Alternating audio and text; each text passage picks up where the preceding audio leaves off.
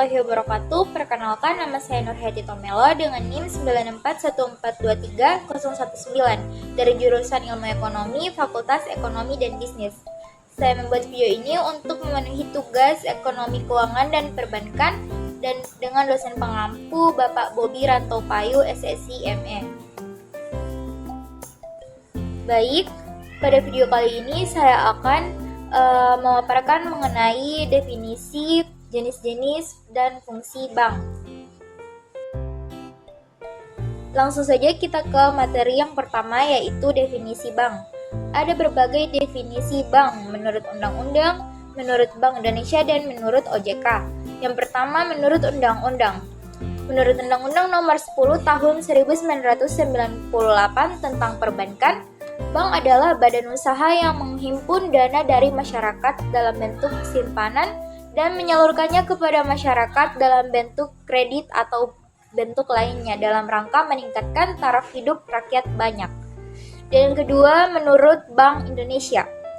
Bank Indonesia sebagai bank sentral mendefinisikan bank sebagai lembaga yang berfungsi sebagai perantara keuangan antara pihak yang memiliki kelebihan dana dan pihak yang membutuhkan dana, serta memiliki peran dalam menjaga kestabilitas sistem keuangan dan moneter.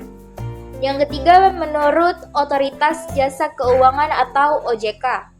Bank didefinisikan sebagai lembaga keuangan yang berperan sebagai perantara keuangan dengan kegiatan utama menghimpun dana, menyalurkan pinjaman, serta memberikan layanan keuangan lainnya guna mendukung sistem keuangan yang sehat, efisien, dan stabil. Baik, jika kita lihat dari ketiga definisi bank tersebut, bisa ditarik kesimpulan bahwa Undang-Undang Perbankan menekankan fungsi bank dalam menghimpun dan menyalurkan dana, sedangkan Bank Indonesia melihat bank sebagai bagian dari stabilitas keuangan dan moneter, dan OJK lebih menekankan pada aspek regulasi dan pengawasan untuk menjaga stabilitas serta kesehatan sistem perbankan di Indonesia. Baik, materi selanjutnya mengenai fungsi bank. Bank memiliki beberapa fungsi, yaitu yang pertama sebagai perantara keuangan atau financial intermediary, yaitu di mana bank menghimpun dana dari masyarakat dalam bentuk tabungan dan deposito. Dan juga bank menyalurkan dana dalam bentuk kredit atau pinjaman. Fungsi kedua yaitu sebagai pengelola sistem pembayaran, di mana bank menyediakan layanan seperti transfer, kartu kredit, debit e-money, dan internet banking. Fungsi ketiga sebagai penyedia jasa keuangan lainnya, yaitu di mana bank menyediakan layanan investasi, perdagangan valuta asing atau forex, serta penyediaan surat berharga. Dan fungsi keempat sebagai penyimpan kekayaan. Bank menyediakan layanan seperti penyimpanan dana, logam mulia, atau dokumen penting dalam safe deposit box. Baik, materi selanjutnya yaitu jenis-jenis bank. Bank dikategorikan berdasarkan fungsi, kepemilikan, status, dan operasionalnya. Yang pertama berdasarkan fungsinya, yaitu ada bank sentral. Bank sentral merupakan bank utama yang mengatur sistem keuangan suatu negara. Contohnya yaitu Bank Indonesia yang berada di Indonesia. Tugas utamanya yaitu mengendalikan inflasi, menetapkan suku bunga, mencetak uang, dan mengawasi bank lain.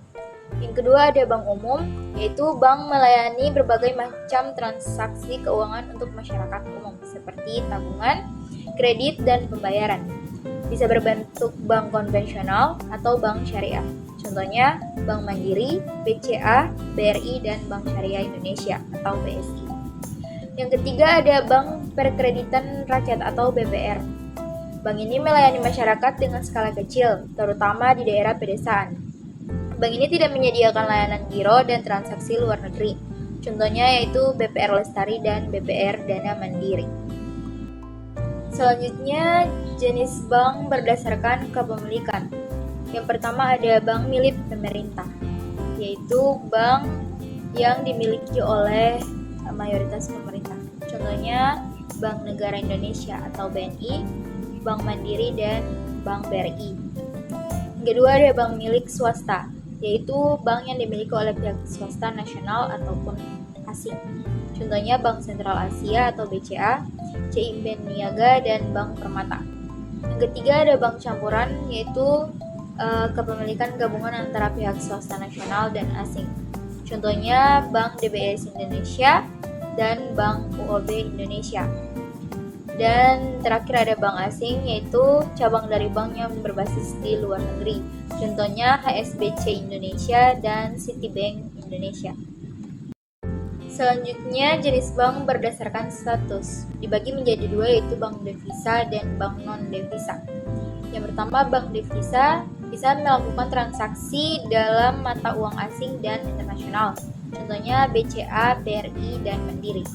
Dan yang kedua ada bank non-devisa, yaitu hanya beroperasi dalam transaksi domestik tanpa layanan mata uang asing. Contohnya beberapa BPR yang tidak memiliki izin transaksi internasional. Dan yang terakhir berdasarkan sistem operasionalnya, yaitu dibagi menjadi dua juga. Yang pertama ada bank konvensional, yaitu bank yang beroperasi berdasarkan sistem bunga atau interest dan mengutamakan keuntungan berdasarkan perbedaan suku bunga. Yang kedua ada bank syariah, yaitu bank yang beroperasi berdasarkan prinsip syariah Islam tanpa bunga atau riba, menggunakan akad seperti mudharabah atau bagi hasil, murabahah atau jual beli, dan ijarah atau sewa. Materi terakhir yaitu golongan bank. Bank dikategorikan berdasarkan beberapa kriteria, yaitu yang pertama berdasarkan modal inti atau POJK 12/2020.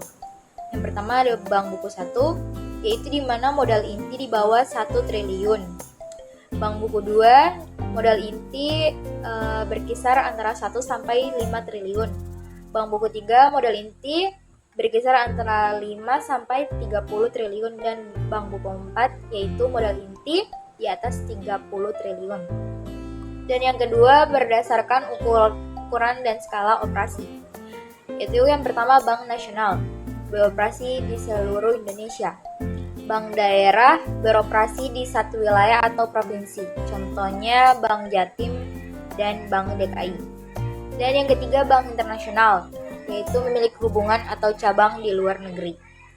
Dan yang terakhir berdasarkan kepemilikan saham. Yang pertama ada bank publik, sahamnya diperdagangkan di Bursa Efek. Dan yang kedua bank private, sahamnya dimiliki oleh individu atau kelompok tertentu. Baik, dari keseluruhan materi yang saya paparkan tadi, dapat ditarik kesimpulan bahwa bank berperan penting dalam perekonomian dengan menyediakan layanan keuangan bagi individu, bisnis, dan pemerintah. Berbagai jenis bank memiliki fungsi yang berbeda, dari mengatur sistem moneter hingga memberikan layanan kredit dan investasi. Bank juga digolongkan berdasarkan modal, kepemilikan, dan skala operasionalnya.